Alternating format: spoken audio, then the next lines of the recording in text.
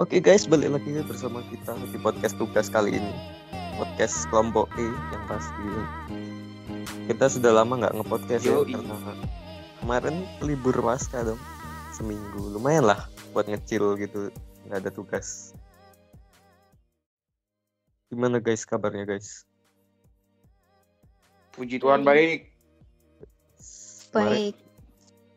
Kemarin paskan ke gereja. Waduh. Gereja dong. Enggak dulu. Siapa tahu? Agak susah pertanyaan. Enggak dulu. Pertanyaan sulit buat anak zaman sekarang. Sama sih. Aku udah jangan dibahas. Ayo lanjut. Nah itu. Aduh. Kali ini kita akan membahas tentang temanya apa Cel? Tema 9. Tema 9. Judulnya Menuju Masyarakat 5.0. 5.0. Berarti itu kayak kita memanfaatkan teknologi gitu nggak sih? Iya, kayak sekarang gitu kan, kita sekolah daring. Ya. Oh iya ya, sekolah kita berarti sudah menerapkan masyarakat 5.0. Harus dong, karena semakin berkembangnya zaman. Iya, sama sekarang corona juga kan kita nggak mungkin buat kumpul. Dan kalau misalnya ada bencana pun itu kita menggunakan teknologi loh. Iya. Oh iya, ngomong-ngomong soal bencana, kita berdoa buat teman-teman kita yang ada di NTT ya, sedang terkena musibah. Iya, semoga baik-baik saja. Iya, ini salah satu teman kita ada yang tidak ikut podcast, lagi off karena itu bencana itu. Semoga teman kita bisa stay safe ya, biar keadaannya tetap kondusif di sana. Amin. Ya begitulah. Amin. Jadi gimana? Kita langsung masuk saja ke topik ya. Boleh deh, daripada panjang-panjang lebar lagi. Skuy lah. Buat ini bencana sekarang banyak sekali kan ya. Lagi maraknya bencana di Indonesia itu, yang ada banjir, ada longsor, terus ada badai kemarin di NTT. Nah, ini tuh pasti ada penanggulangannya. Apalagi sekarang kan zamannya sudah modern ya. Gimana itu? Gimana? Kalau penanggulangan bencananya bisa melalui yang pertama itu dari edukasi, yaitu dapat dilakukan melalui pendidikan kebencanaan dengan memiliki pengetahuan dan sikap dan keterampilan tentang kesiapsiagaan bencana dan tanggap darurat bencana. Yang kedua adalah kearifan lokal, adalah kekayaan budaya setempat yang mengandung kebijakan hidup yang mengakomodasi kebijakan dan kearifan hidup. Terus yang ketiga itu adalah teknologi modern dalam kesiapsiagaan menghadapi bencana dan dapat menyelamatkan nyawa dan membantu mencegah kerusakan lingkungan. Nah, contoh teknologi modern yang dapat menanggulangi bencana, contohnya adalah bencana tanah longsor. Ini dari LIPI Baseline, yaitu adalah Wireless Sensor Network for On-Site Monitoring, yaitu teknologi yang digunakan untuk sensor monitoring pergerakan tanah. Teknologi tersebut merupakan teknologi hasil penelitian LIPI yang sangat membantu dalam sensor monitoring pergerakan tanah. Jadi sebelum adanya terjadinya bencana, kita harusnya dapat itu dulu ya. Apa namanya? Edukasi. Iya. Biar setidaknya kita biar setidaknya bisa menyelamatkan diri lah. Iyalah, jangan pas tsunami airnya lagi surut tambah berenang. Nah itu. Panik gak?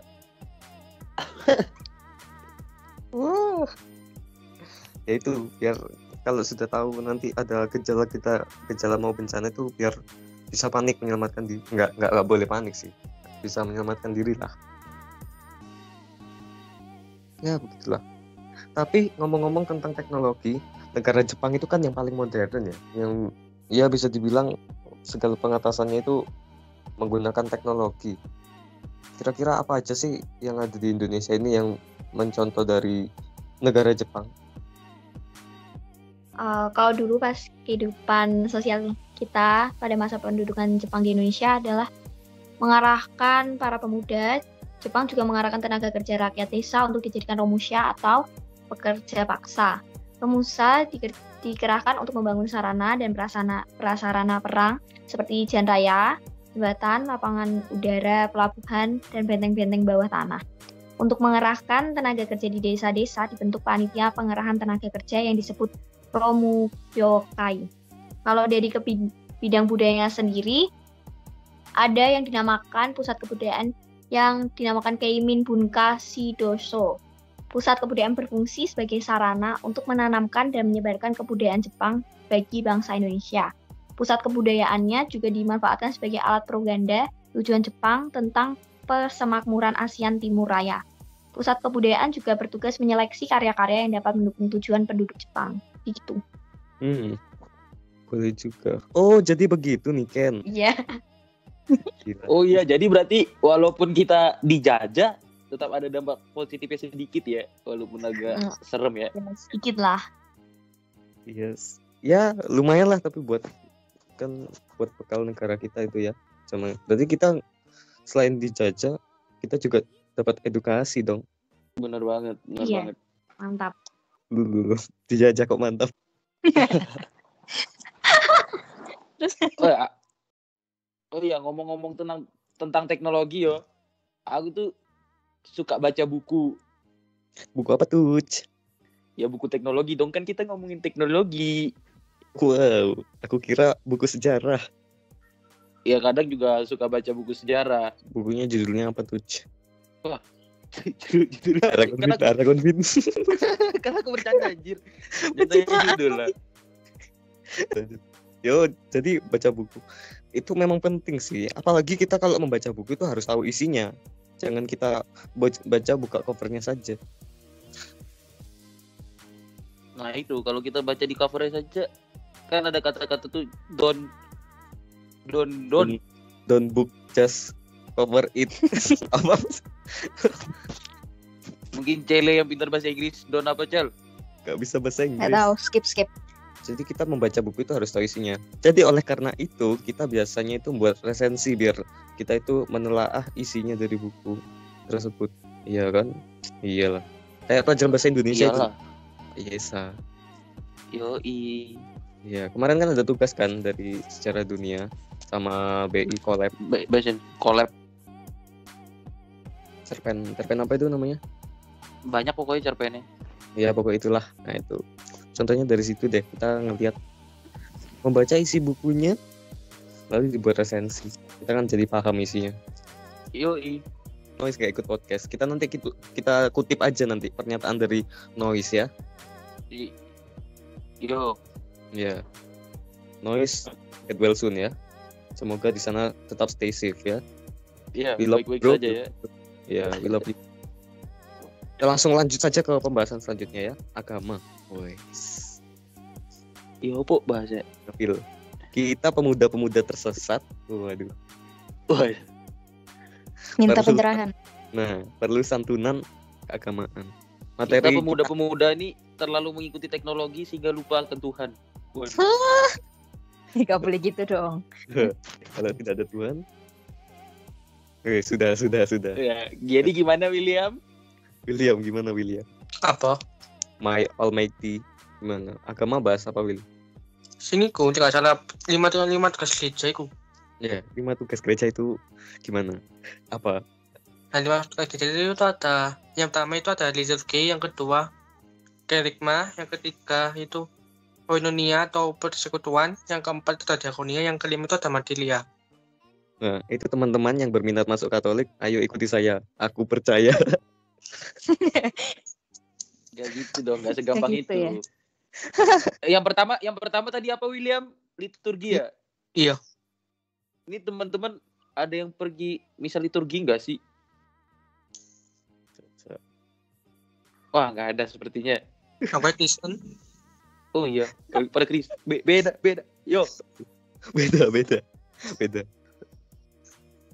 Loh, tapi ini kan Katolik. Dia tidak menjawab pertanyaan saya. Kan kafir. Yang Miss Dinar nih, yang sering tugas Miss Dinar sebelum corona harusnya tahu sih. Siapa ya? Siapa itu? Niken. Siapa? Gimana jadinya Niken? Bisa jelasin Niken? Apa? Kau pernah nggak misal liturgi? Pernah, terus apa? Murtad Iya, ah. terus apa? Ini nggak dapat nilai dikeluarkan dari sekolah itu. Bercanda guys.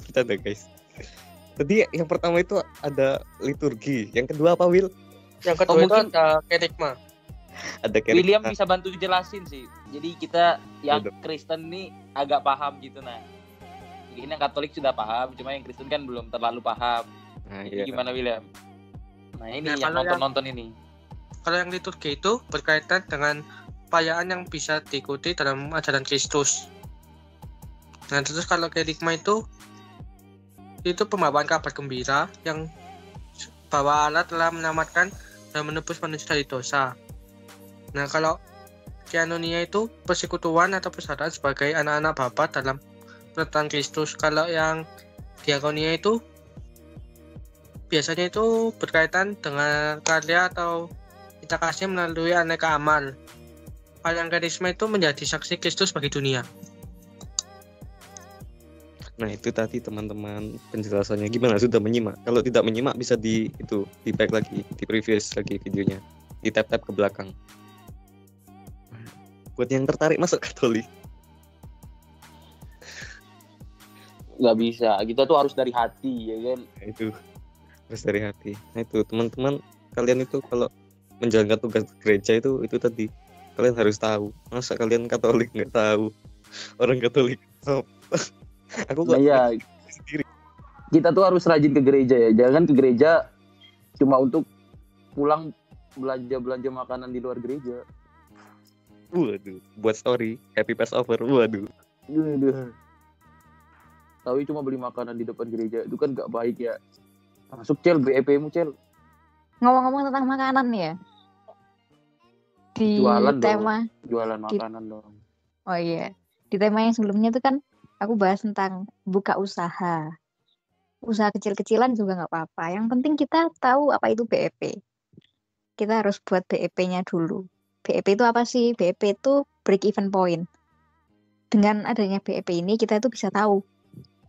Kita ini nanti kalau jual segini dengan harga segini, rugi atau untung sih gitu. Jadi misal kita jualan makan ringan, makaroni gitu. Dengan harga 3.000 modal. Oh enggak, dengan harga 3.000. Modalnya kita beli makaroni mentahnya, goreng dan segala macam itu harus diperhitungkan semua. Habis itu akhirnya kita hitung tuh lewat BEP. Ada rumus-rumusnya juga, nyari fixed cost, nyari variable cost.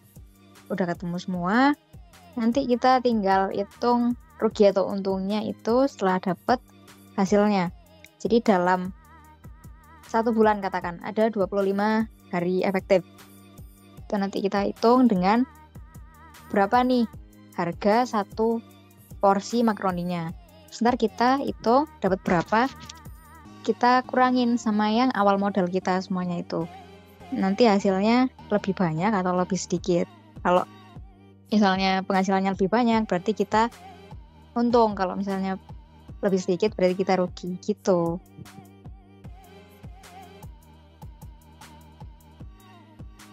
Lo udah. Wes, katanya ngomong sampai kapan aku? Oh ya, wah gitu guys. Kalian yang mau buka usaha itu harus belajar BEP dulu, biar nggak langsung jual. Nanti ada yang mau disimpulkan, Vin? Apa ya? Oke, jadi kita sebagai anak muda dengan adanya teknologi yang semakin berkembang ini, kita harusnya gak lupa dengan semuanya. Seperti kehidupan sosial lainnya, terus teman-teman kita yang terkena bencana, atau Tuhan kita sendiri yang kita lupakan, budaya itu tidak boleh kita lupakan dengan adanya teknologi ini. Harusnya kita semakin mengembangin budaya dan segalanya pokoknya harus dikembangin, bukan cuma teknologinya doang. Gitu. Harus berimbang ya. Iya, harus seimbang. Adanya teknologi harusnya kita makin mudah dong buat jadi ya itulah pokoknya teman-teman bisa menyimpulkan sendiri ya kan. Mungkin itu sih ya dari kita.